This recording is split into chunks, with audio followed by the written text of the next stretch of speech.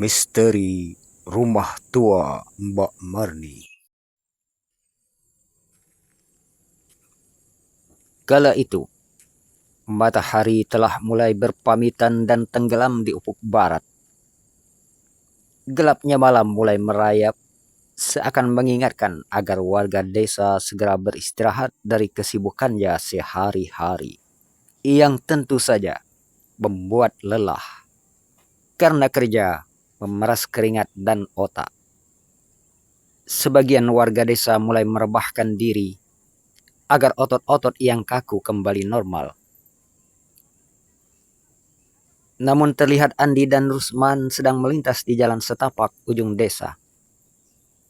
Kaki mereka belepotan lumpur karena tampak disangka-sangka tiba-tiba turun hujan sehabis maghrib tadi.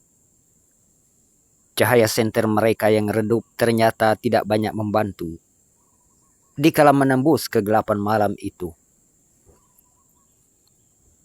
Kini tiba masanya mereka lewat di depan rumah tua yang sudah berdiri sejak lama di ujung sana.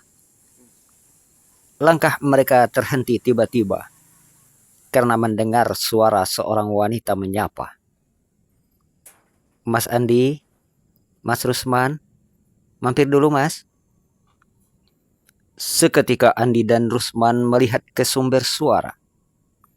Terlihat Mbak Marni sedang berdiri di halaman rumah tua itu. "Oh, Mbak Marni, ada apa Mbak?" tanya Andi seketika. "Ini mas, mau minta tolong benerin atap rumah. Kebetulan hujan tadi sepertinya bocor di beberapa bagian," kata Mbak Marni. "Kita tolong saja An," kata Rusman pula. Mereka bergegas mengikuti langkah Mbak Marni masuk rumah. Ternyata rumah itu gelap tanpa penerangan hingga Andi bertanya, "Loh, kok gelap Mbak?" "Iya, listriknya padam," jawab Mbak Marni. Seketika pintu rumah itu menutup dengan sendirinya. Seketika Rusman berkata pada Andi, "An, bukankah Mbak Marni telah mati sebulan yang lalu, An?"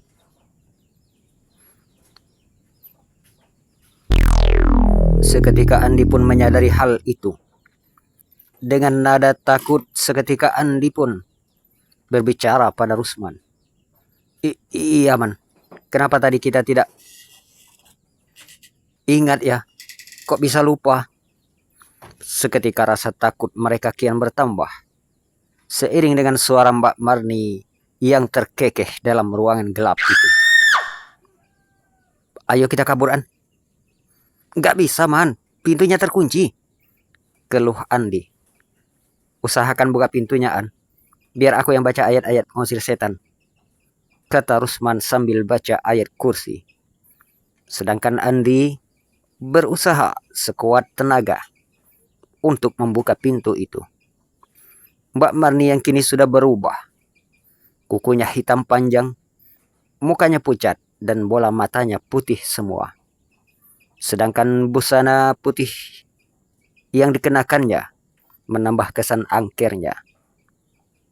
Dengan susah payah akhirnya pintu rumah tua itu terbuka. Andi dan Rusman berlari meninggalkan rumah itu. Sesampainya di rumah tetua desa, mereka menceritakan apa yang baru saja mereka alami. Ternyata teror setan yang menyerupai Mbak Marni itu sudah berlangsung sejak Mbak Marni meninggal dunia, kira-kira sebulan yang lalu.